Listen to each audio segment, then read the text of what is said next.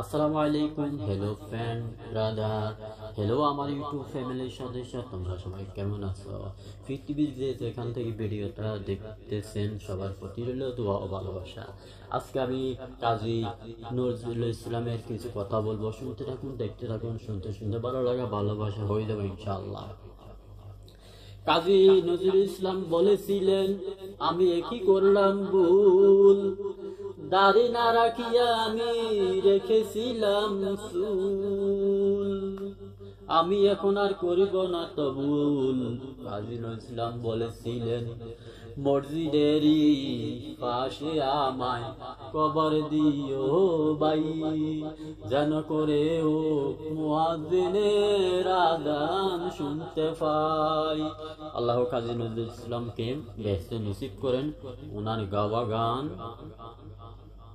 ওনার লেখা গান। ধন্যবাদ।